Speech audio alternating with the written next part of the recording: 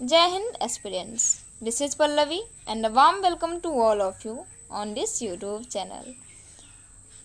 आज के इस सेशन में हम सभी देखने वाले हैं भारत के संविधान की विशेषताओं को। ओके, भारतीय संविधान की क्या विशेषताएं हैं, इस पर आपसे क्वेश्चंस पूछे गए हैं और ये जो क्वेश्चन है वो आपको 38 मार्क्स में लिखने हैं। तो मैं तो ये बोल दी कि भारतीय संविधान की विशेषताओं को लिखना है, लेकिन इसके लिए आपको ये पता होना चाहिए कि क्वेश्चन जो है वो काफ़ी लेंदी होता है और उन क्वेश्चंस को पढ़ने के बाद आपको ये समझ में आना चाहिए कि आखिरकार क्वेश्चन का डिमांड क्या क्या है। भारतीय संविधान की विशेषताएं ही केवल है या फिर इसके अलावे भी कुछ ऐसे फैक्ट्स हैं जो आपको लिखने होंगे, ऐसे कॉन्सेप्ट्स भी हैं जो आपको लिखने होंगे। आखिर वो कॉन्सेप्ट्स है क्या, इसके लिए सबसे पहले हम क्या करेंगे कि अपने क्वेश्चन को पढ़ेंगे। क्वेश्चन को पढ़ने से पहले मैं आपको बता दूं कि डे 1 से लेकर के डे 6 तक का वीडियो जो है वो अपलोड हो चुका है और आज जो है वो डे 7 चल रहा है। ओके, तो आप क्या करेंगे कि पीछे के सारे क्वेश्चंस को पढ़ेंगे, देखेंगे और जिससे आप यह सीख पाएंगे कि आपको आंसर राइटिंग किस तरीके से करने हैं। भारतीय भूगोल से भी क्वेश्चंस अपलोड किए गए हैं, साथ ही भारतीय संविधान से क्वेश्चंस है और आर्ट एंड कल्चर के क्वेश्चन है। आर्ट एंड कल्चर में मौर्य कला और मधुबनी पेंटिंग का जो क्वेश्चन है वो अपलोड हो चुका है, उसका आंसर सॉल्यूशन अपलोड हो चुका है और काफ़ी होलिस्टिक वीडियो जो है वो मौर्य कला पर आपको मिला है। तो आप वहाँ से भी अपने नोट्स को प्रिपेयर कर सकते हैं, इस तरीके से आंसर लिखना है, आप इस चीज़ को सीख सकते हैं। ओके, चलिए स्टार्ट करते हैं आज के सेशन को। हमारा क्वेश्चन है कि भारत के संविधान की संरचना, मुख्य विशेषताएं और महत्व की व्याख्या कीजिए। जब आप क्वेश्चन पढ़ते हैं तो आप देखते हैं कि आपको लिखना क्या है, संविधान की संरचना लिखना है। क्या लिखना है? संविधान की संरचना लिखना है। इसके साथ ही आपको उसकी मुख्य विशेषताओं को लिखना है और इसके महत्व को लिखना है। साथ ही देश के राजनीतिक, सामाजिक और आर्थिक ढांचे के आकार देने में इसकी क्या भूमिका है, मतलब भूमिका भी लिखना है। कैसी भूमिका? राजनीतिक, सामाजिक और आर्थिक ढांचे के आकार देने के लिए किस प्रकार से इसकी भूमिका है। साथ ही आपको समकालीन भारत में इसकी अनुकूलता और प्रासंगिकता पर भी चर्चा करना है और सबसे लास्ट में साथ ही सामाजिक निहितार्थों और चुनौतियों पर, मतलब चुनौतियां भी लिखना है। इस तरीके से आप क्वेश्चन में पढ़ करके देख पा रहे हैं कि आपको संरचना लिखना है, मुख्य विशेषताएं लिखनी है, महत्व लिखना है, भूमिका लिखना है और चुनौतियाँ लिखनी है। इस तरीके से जो क्वेश्चन है उसको आप विभिन्न आयामों में तोड़ लेंगे और फिर इसका आंसर राइटिंग शुरू करेंगे। चलिए स्टार्ट करते हैं। ये जो क्वेश्चन है वो 38 मार्क्स में है, तो आप 38 मार्क्स का मतलब होता है कम से कम 4 से 5 पेज में आंसर लिखना है। ओके, चलिए स्टार्ट करते हैं। आंसर में सबसे पहले भूमिका में है कि भारतीय संविधान एक विस्तृत और जटिल दस्तावेज है। आप सभी जानते हैं कि भारतीय संविधान जो है वो एक विस्तृत और जटिल दस्तावेज है जिसमें सरकार की संरचना, नागरिकों के अधिकार और कर्तव्यों और संविधान संशोधन की प्रक्रिया का उल्लेख है। यदि हम भारतीय संविधान की बात करें तो भारतीय संविधान में कुल 395 अनुच्छेद, 22 भाग और 8 अनुसूचियाँ थी, लेकिन वर्तमान की बात करें तो कुल 448, करीबन 450 प्लस अनुच्छेद हो गए हैं, 25 भाग और वर्तमान में 12 अनुसूचियाँ हो गई हैं। इस तरीके से हमारे भारतीय संविधान की जो मुख्य ढांचा है इस तरीके से है। यदि भारतीय संविधान की मुख्य विशेषताओं को देखें तो आप यहाँ देख पाएंगे कि भारतीय संविधान की मुख्य विशेषताएं निम्नलिखित हैं। नंबर 1 में आप लिखेंगे कि लिखित संविधान है, संघीय व्यवस्था है, संसदीय प्रणाली है, स्वतंत्र न्यायपालिका है, मौलिक अधिकार है, धर्मनिरपेक्षता है, सार्वभौमिक वैश्विक मताधिकार है, एकल नागरिकता है, त्रिस्तरीय सरकार है, विशाल संविधान है, मौलिक कर्तव्य, नम्यता और अनम्यता का मिश्रण और साथ ही सहकारी समितियां और आपातकालीन प्रावधान भी भारतीय संविधान में संलग्नित है। यदि हम इस सारे के ऊपर डिटेल चर्चा करें तो आप यह समझेंगे कि सबसे लंबा और लिखित संविधान जो है वो भारतीय संविधान है। भारत के संविधान में कुल 395 अनुच्छेद हैं। इसी से आप समझ सकते हैं कि भारतीय संविधान में कितने नियम और कानून हैं। केंद्र और राज्य दोनों के लिए एक ही संविधान है, ऐसा नहीं है कि दोनों के लिए अलग अलग संविधान हो। जो संविधान केंद्र सरकार फॉलो करती है वही संविधान राज्य सरकार और प्रत्येक व्यक्ति को फॉलो करना होता है। भारत का संविधान दुनिया का सबसे लंबा संविधान है, जो कि एक व्यापक और विस्तृत दस्तावेज है। आप कमेंट बॉक्स में आंसर देंगे कि जो भारतीय संविधान को लिखने वाले हैं उनका नाम क्या है। अगला है कि नंबर 2 में हमने देखा था विशेषताओं में कि यह विभिन्न स्रोतों से लिया गया है। मतलब भारत शासन अधिनियम 1935 से करीबन 250 प्रावधानों को भारतीय संविधान में समाहित किया गया है। इसलिए हम ऐसा बोल सकते हैं कि जो भारतीय संविधान है वो भारत शासन अधिनियम 1935 का कार्बन कॉपी है, क्योंकि 395 में से 250 जो प्रावधान है वो एक ही स्रोत से लिया गया है। इस तरीके से आप यह बोल सकते हैं। बाकी जो है वो आयरलैंड, ब्रिटेन, अमेरिका, रूस इत्यादि के, कनाडा इत्यादि के संविधानों से कुछ कुछ टॉपिक्स लिए गए हैं। कौन कौन से राइट्स लिए गए हैं इसको हम आगे आने वाले सेशंस में देखेंगे। या फिर आप प्रीलिम्स की जब तैयारी कर रहे थे तो उस समय भी आपने पढ़ा होगा कि किस तरीके से मौलिक अधिकार को अमेरिका से लिया गया है, किस तरीके से किनको कहाँ से लिया गया है भारतीय संविधान में।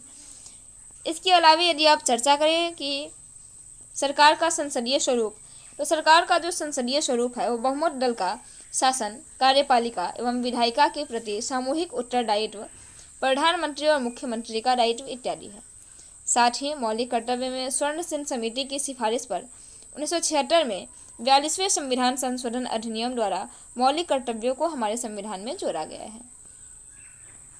साथ ही आपातकालीन प्रावधान की यदि बात करें तो युद्ध, बाहरी आक्रमण और सशस्त्र विरोध के कारण भी आपातकाल लगता है। यह अनुच्छेद 352 के तहत लगता है। साथ ही आपातकाल अनुच्छेद 360 के तहत भी लगता है, जो कि वित्तीय आपातकाल होता है। और इसके साथ ही अनुच्छेद 356 और 365 के तहत भी आपातकाल लगता है, जो कि राज्य के संवैधानिक तंत्र की विफलता के कारण उत्पन्न आपातकाल होता है। आप इसको याद रखेंगे। आपातकालीन परिस्थितियाँ 3 प्रकार से, अनुच्छेद 352, 60, 56 और 65। किसमें किस तरीके से आपातकाल की स्थिति बनती है आपने देखा।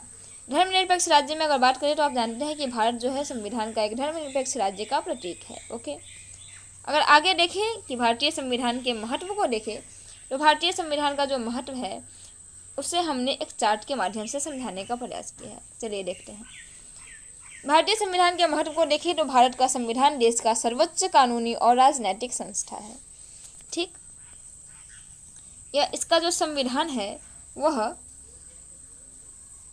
भारतीय संविधान के जो महत्व है आप उसको इस तरीके से लिख सकते हैं कि भारतीय संविधान के महत्व में सर्वोच्च कानून है, मौलिक अधिकार है, संवैधानिक संरक्षण है, विवादों का निपटारा है, सामाजिक न्याय है, संघवाद है, शक्तियों का विभाजन है और लोकतांत्रिक व्यवस्था है। इस तरीके से भारतीय संविधान के ढेर सारे आयाम हैं। इन सभी आयामों को भी आप लिख सकते हैं। आई होप कि आपको ये चीज़ें समझ में आई होंगी। ओके, आगे यदि हम देखें, भारतीय संविधान भारत के शासन के लिए एक प्रमुख दस्तावेज है। यह नागरिकों के अधिकारों की रक्षा करता है और सरकार के विभिन्न अंगों को परिभाषित भी करता है और सामाजिक न्याय को बढ़ावा भी देने का कार्य करता है। भारतीय संविधान का राजनैतिक, सामाजिक और आर्थिक संरचना जो है वो काफ़ी महत्वपूर्ण भूमिका निभाता है, क्योंकि आप देखे थे कि क्वेश्चन में राजनैतिक, सामाजिक और आर्थिक भूमिका पूछा जा रहा था, इसीलिए हमने अपने आंसर में इसको कोट करा।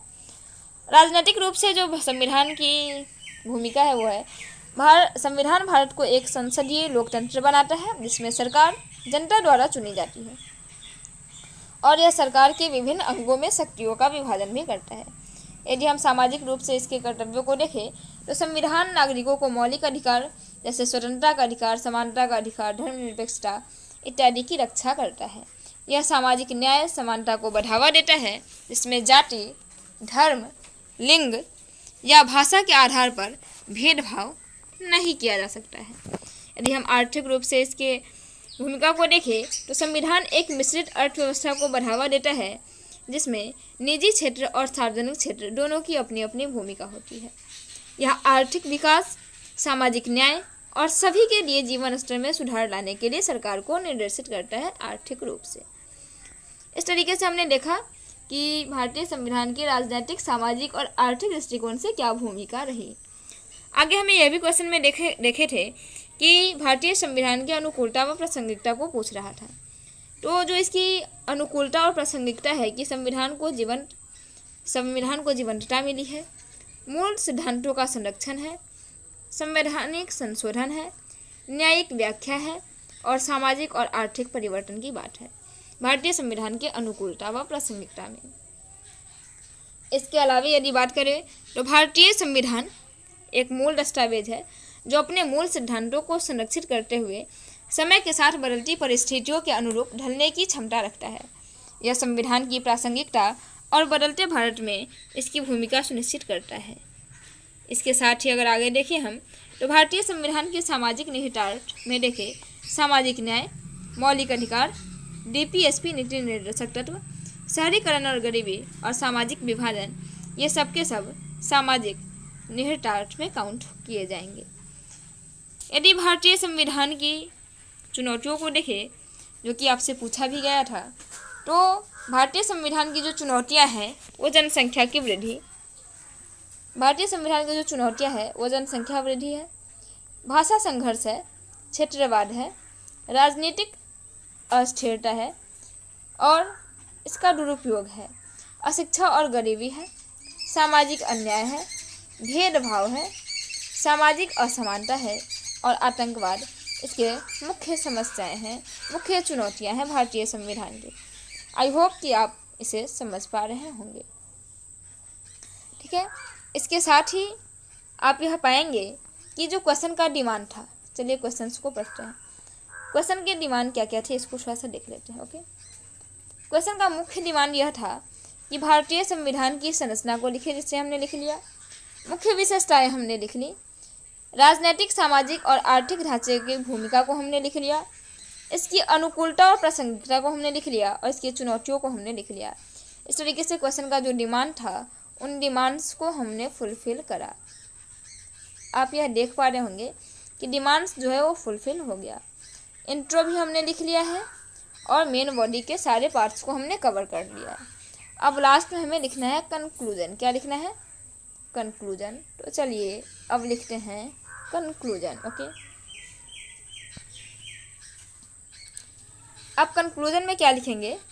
अब कंक्लूजन में लिखेंगे कि भारतीय संविधान जो है, भारतीय संविधान सामाजिक न्याय, समानता और स्वतंत्रता के लिए प्रतिबद्ध है, लेकिन इसके सामने कई सामाजिक चुनौतियां हैं।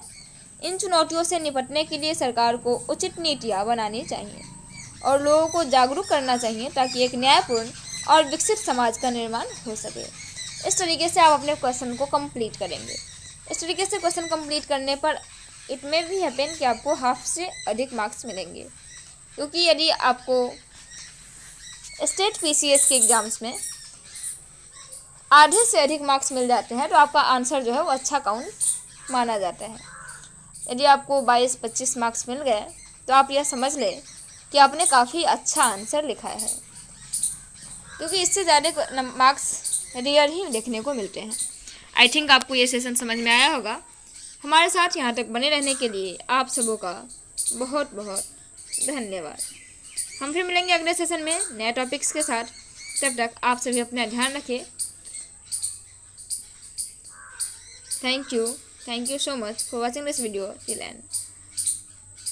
हम लोग डे 7 में फिर से मुलाकात हमारी होगी नेक्स्ट क्वेश्चन के साथ। Thank you.